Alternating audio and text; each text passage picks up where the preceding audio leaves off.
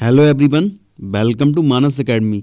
दोस्तों, इस 10 बजे वाली क्लास में हम उत्तर प्रदेश राज्य लोक सेवा आयोग में आए हुए प्रश्न कराते हैं जो कि प्रीवियस ईयर के होते हैं। और इसमें जो आज हैं वो हैं यूपी जीआईसी लेक्चर एग्ज़ाम के हैं प्रश्न, एलटी ग्रेड टीचर के हैं, यूपी ट्रिपल एससी के भी हैं, यूपी पीसीएस और एसएससी के प्रश्न हैं। और चैनल को सब्सक्राइब भी कर लेना है दोस्तों, लाइक करना है मानस एकेडमी फॉर कॉम्पिटिटिव एग्जाम को। रोजाना क्लास प्रातः 10 बजे मिलती है आपको। और ये क्लास चौथी क्लास है, ये 3 क्लास ऑलरेडी हो चुकी हैं। जिसने भी नहीं देखी है वो जाके देख सकता है। सारे ही प्रश्न इंपॉर्टेंट रहते हैं। तो 15 प्रश्न रहते हैं इस क्लास में। तो आइए शुरू करते हैं आज का पहला प्रश्न। पहला प्रश्न है 12वें वित्त आयोग के अध्यक्ष कौन थे। ये प्रश्न आपका आया था जीआईसी लेक्चर 2021 में। तो इसके पहले ऑप्शन है इसका केसी पंत, सी रंगराजन, राज मन्नार, के संथानम। तो यहाँ पे जो राइट आंसर हो जाएगा वो कौन सा हो जाएगा आपका सी रंगराजन। सी रंगराजन 12वें वित्त आयोग के अध्यक्ष सी रंगराजन थे। 2005-2010 के काल के लिए 2002 में गठित 12वें वित्त आयोग के अध्यक्ष सी रंगराजन थे। वे भारतीय रिजर्व बैंक के 19वें गवर्नर भी रह चुके हैं। कौन से 19वें गवर्नर। प्रश्न ऐसे आ सकता है दूसरा प्रश्न कि ऐसा कौन सा रिजर्व बैंक का गवर्नर है जो कि वित्त आयोग का अध्यक्ष बना। तो कौन सा हो जाएगा आपका सी रंगराजन। और इन्हें पद्म विभूषण से सम्मानित भी किया जा चुका है 2002 में। ध्यान रखना, पद्म विभूषण से सम्मानित भी किया जा चुका है। अगला प्रश्न आइए देख लेते हैं। अगला प्रश्न है आपका मयूर संरक्षण केंद्र कहाँ स्थित है। ये भी जीआईसी लेक्चरर का आपका है प्रश्न। तो पहला ऑप्शन है आपका महोबा, दूसरा है मथुरा, अगला है आपका मैनपुरी और इसके बाद है महाराजगंज। तो यहाँ पे जो राइट आंसर हो जाएगा वो कौन सा हो जाएगा आपका मथुरा। उत्तर प्रदेश में मयूर संरक्षण केंद्र मथुरा जिले में है। वन विभाग ने 2018 में मथुरा वृंदावन रोड पर राष्ट्रीय पक्षी मोरों के संरक्षण के लिए मयूर संरक्षण केंद्र बनाने का काम शुरू किया। 2019 में 2 हेक्टेयर भूमि पर बनकर तैयार हुए इस मयूर संरक्षण केंद्र में मोर संरक्षण के लिए उपाय किए गए हैं। यहाँ मोरों के स्वास्थ्य तथा उनके प्रजनन पर ध्यान दिया जा रहा है। आगे चलते हैं, अगला प्रश्न देख लेते हैं। अगला प्रश्न है यहाँ पे समानता वायरस रिपोर्ट किसने प्रस्तुत की। ऑक्सफैम के द्वारा, विश्व बैंक के द्वारा, अंतर्राष्ट्रीय कोष के द्वारा या फिर संयुक्त राष्ट्र के द्वारा। तो किसने की ये बताना है आपको। तो यहाँ पे जो राइट आंसर हो जाएगा वो कौन सा हो जाएगा आपका ऑक्सफैम के द्वारा। अब यहाँ पे और थोड़ा जान लेते हैं। यहाँ पे ये समानता नहीं होना चाहिए, असमानता होगा। असमानता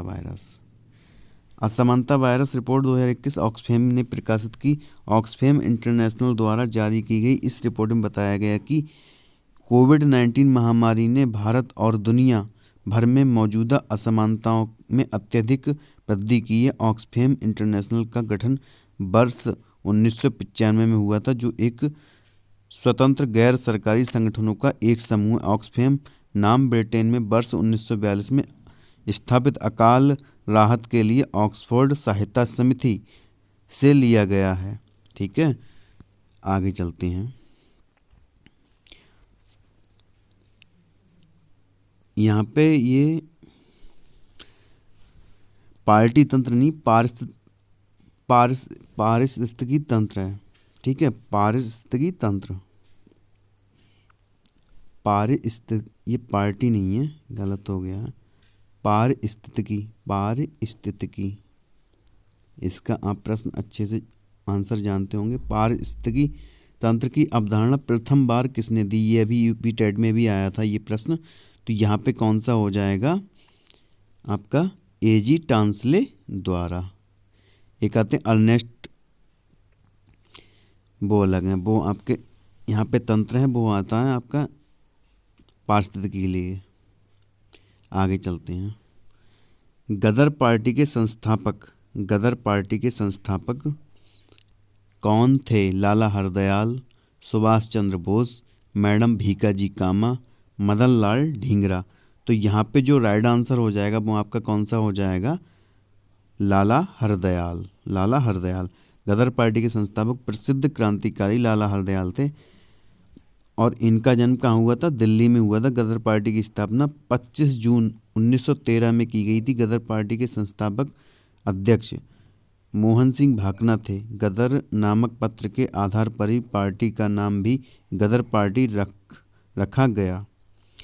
गदर नामक पत्र के आधार पर ही ये रखा गया। ठीक है, आगे चलते हैं। लोक लेखा समिति का गठन कब हुआ था? तो लोक लेखा समिति का गठन कब हुआ था? 1921 में हुआ, 1912 में हुआ, 1922 में हुआ या फिर 1911 में हुआ था। यहाँ पे जो राइट आंसर है वो कौन सा हो जाएगा? 1921। लोक लेखा समिति का गठन 1921 में हुआ था।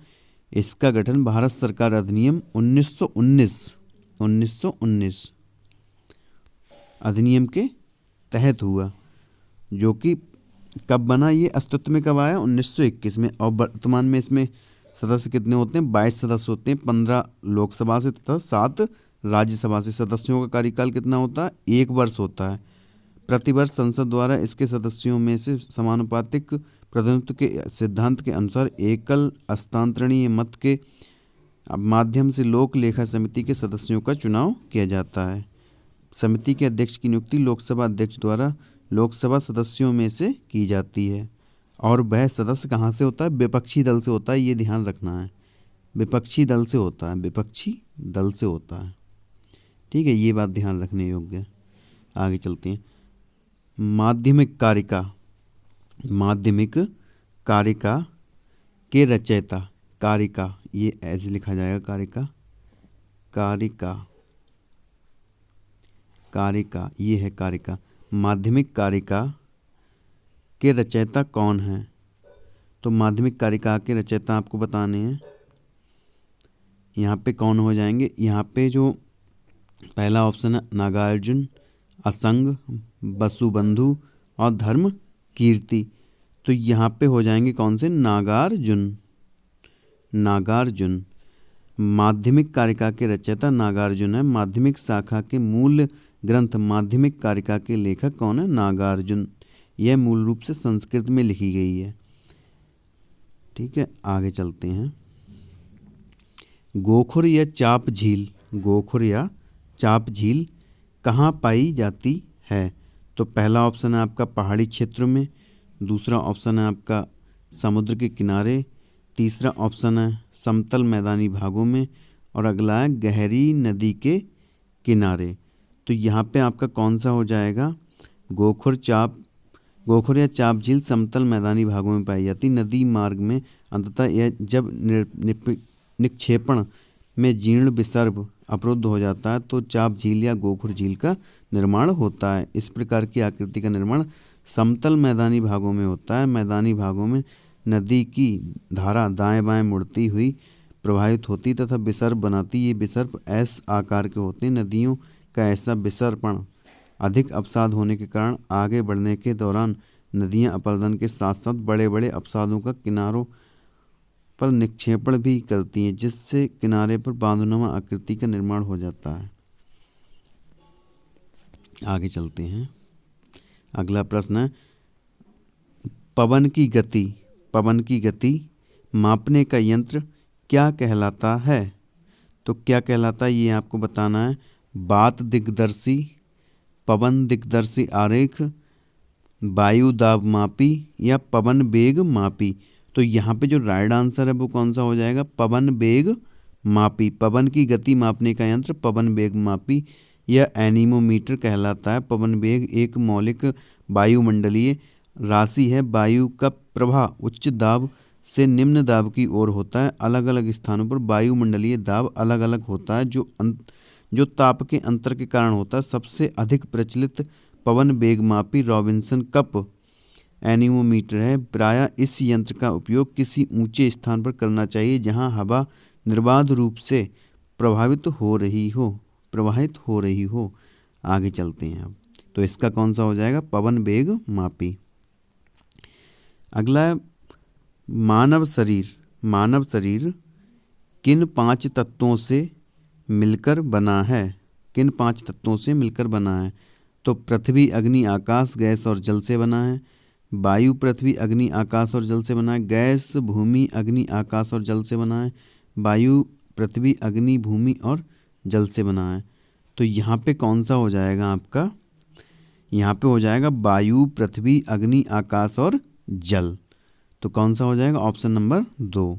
मानव शरीर 5 तत्वों वायु, पृथ्वी, अग्नि, आकाश और जल से बना है।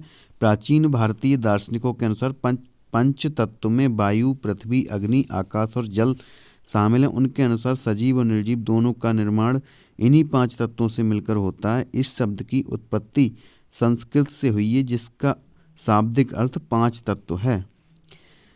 जिन तत्वों, धातु और अधातुओं से पृथ्वी, धरती, उन्हीं से हमारे भौतिक शरीर की भी रचना हुई है। यही कारण है कि आयुर्वेद में शरीर को निरोग और बलशाली बनाने के लिए धातु के भस्मों का प्रयोग किया जाता है। अगला प्रश्न देखते हैं। चिप्स के थैलों में कौन सी गैस भरी जाती है? ये आप सबको पता होगा। तो कौन सी भरी जाती है? कार्बन डाइऑक्साइड भरी जाती है, हाइड्रोजन भरी जाती है, नाइट्रोजन भरी जाती है या फिर ऑक्सीजन भरी जाती है। तो यहाँ पे राइट आंसर हो जाएगा आपका नाइट्रोजन। चिप्स के थैलों में नाइट्रोजन गैस भरी जाती है। आलू चिप्स के पैकेटों को नाइट्रोजन द्वारा प्रक्षालित किया जाता है ताकि विकृत गंधता उत्पन्न ना हो सके।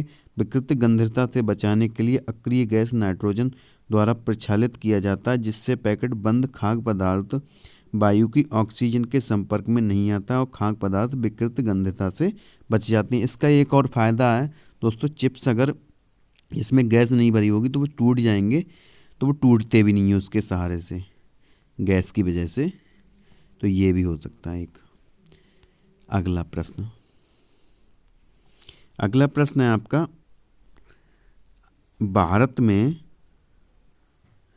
भारत में हरित राजमार्ग की नीति कब शुरू की गई थी? तो कब शुरू की गई थी? 2015 में, 2017 में, 2019 में या फिर 2020 में? तो क्या हो जाएगा राइट आंसर? 2015। भारत में हरित राजमार्ग नीति 2015 में शुरू की गई थी। इस नीति का जो उद्देश्य है, समुदाय, किसानों, शहर, गैर सरकारी संगठनों, निजी क्षेत्रों और वन विभाग सहित अन्य सरकारी संस्थाओं की भागीदारी से देश में राजमार्ग, गलियारों से हरियाली को बढ़ावा देना है। इसका उद्देश्य राष्ट्रीय राजमार्गों के किनारे वृक्ष तथा झाड़ियां लगाकर वायु प्रदूषण और धूल प्रदूषण के प्रभाव को कम करना है। ये वृक्ष तथा झाड़ियां वायु प्रदूषकों के लिए प्राकृतिक सिंक के रूप में कार्य करेंगे और तटबंध की ढलानों पर मृदा अपरदन को रोकने का कार्य करेंगे। आगे चलते हैं। सर्वोच्च न्यायालय के न्यायाधीशों की सेवानिवृत्ति की आयु क्या है? तो कितनी है? 58 वर्ष है, 60 वर्ष है, 62 वर्ष है या फिर 65 वर्ष है? तो यहाँ पे कितना हो जाएगा आपका? 65 वर्ष। सर्वोच्च न्यायालय के न्यायाधीशों की सेवानिवृत्ति की आयु कितनी है? 65 वर्ष है। और अगर उच्च न्यायालय की बात की जाए तो कितनी है वहाँ पे? 62 वर्ष है। 62 वर्ष है। शुरुआत में सुप्रीम कोर्ट के मुख्य न्यायाधीश सहित 8 न्यायाधीशों की व्यवस्था थी। हालांकि संविधान ने भारतीय संसद को सर्वोच्च न्यायालय में न्यायाधीशों की संख्या बढ़ाने का अधिकार दिया है। तो इसी को ध्यान में रखते हुए जब सुप्रीम कोर्ट के मामले में संख्या बढ़ने लगी तो 1956 में इसे कितना कर दिया? 8 से 11 कर दिया गया। और 60 में कितना कर दिया गया? 60 में कर दिया गया। मतलब 1960 में कितना कर दिया गया? 14 कर दिया गया। उसके बाद 1960 में 14 हो गई। 78 में कितनी हो गई? 78 में 1978 में कितनी हो गई थी आपकी? 1978 में हो गई थी आपकी 18। उसके बाद बढ़े तो 1986 में कितनी हो गई? 1986 में 26 हो गई। ठीक है, 26 हो गई। उसके बाद 2009 में कितनी हो गई? 2009 में हो गई आपकी 31। ठीक है, 2009 में। और वर्तमान की बात की जाए तो कितनी है अभी? 2019 में बढ़ी थी लास्ट टाइम तो कितनी है अभी? ये 34 है टोटल। 33 प्लस 1 मतलब एक मुख्य न्यायाधीश, 33 अन्य न्यायाधीश। तो ये है, तो ये बात, ये क्वेश्चन आता रहता है, इसको भी ध्यान में रखना है। आगे देख लेते हैं अगला प्रश्न। अगला प्रश्न है, राष्ट्रपति अपना त्यागपत्र किसको संबोधित करता है? मतलब किसको अपना जो त्यागपत्र देता है किसको देता है? उपराष्ट्रपति को, लोकसभा उपाध्यक्ष को, प्रधानमंत्री को, या फिर किसको? भारत के मुख्य न्यायाधीश को। तो यहाँ पे जो राइट आंसर हो जाएगा वो क्या हो जाएगा आपका? आपका हो जाएगा उपराष्ट्रपति। अब इससे रिलेटेड जो अनुच्छेद आते हैं राष्ट्रपति से वो भी देख लेते हैं। अगर 52 की बात की जाए तो क्या होता है? भारत का एक राष्ट्रपति होगा। अगर 53 की बात की जाए तो क्या होगा? कार्यपालिका का वह क्या होगा? प्रधान होगा। कार्यपालिका का प्रधान होगा, अध्यक्ष होगा। अगर 53 की बात की जाए तो क्या होगा? आपका निर्वाचन हो जाएगा, निर्वाचन। ठीक है। और अगर बात की जाए आगे 54 की तो क्या हो जाएगा? राष्ट्रपति का कोटा हो जाएगा, कोटा। ठीक है। और अगर 55 की बात की जाए तो क्या हो जाएगा? कार्यकाल हो जाएगा, कार्यकाल हो जाएगा। ठीक है। और अगर बाकी ऐसे ही चलते रहेंगे। अगर 61 की बात, 61 सबसे ज़्यादा आता क्या होता? महाभियोग, महाभियोग, ये सब है। तो ये सब ध्यान रखने हैं। आगे चलते हैं। अब आगे है, उद्योग में श्रमिकों की सहभागिता किस अनुच्छेद में वर्णित है? तो किस में है? 39 का में है, 43 का में है, 51 में है, या फिर 21 का में है। अब बात की जाए अगर 21 का की तो यहाँ पे क्या है? यहाँ पे 6 से 14 वर्ष तक के बच्चों को पढ़ने का अधिकार है, निःशुल्क पढ़ने का अधिकार है। ये जोड़ा गया बाद में। ठीक है, ये हो गया। अगर 51 की बात की जाए तो कौन सा हो जाएगा? विदेश नीति हो जाएगा, जो कि है एक नीति निर्देशक, तो DPSP, विदेश नीति। ठीक है। अगर बात की जाए 43 का की तो क्या है? यही वाला है, उद्योग में श्रमिकों की सहभागिता। अगर 39 का की बात की जाए तो यहाँ पे क्या हो जाएगा? तो जो जैसे जो गरीब होते हैं उनके लिए निःशुल्क विधि सहायता है, मतलब जो सरकारी वकील होता है वो इसी अनुच्छेद के तहत होता है। कौन सा? 39 का के अकॉर्डिंग होता है। ठीक है। तो ये ध्यान रखने, सारे आर्टिकल इंपॉर्टेंट है, आते रहते हैं विभिन्न परीक्षाओं में। और ये किस में आया था? GIC लेक्चरर में आया था। ठीक है, ये ध्यान रखना है। ठीक है। तो दोस्तों ये थे 15 प्रश्न इंपॉर्टेंट आज की क्लास के। आपको देखते रहना, जुड़े रहना है और चैनल को सब्सक्राइब जरूर करना है। ठीक है। तो आज की क्लास को यहीं सीमित करते हैं। Thank you. जय हिंद।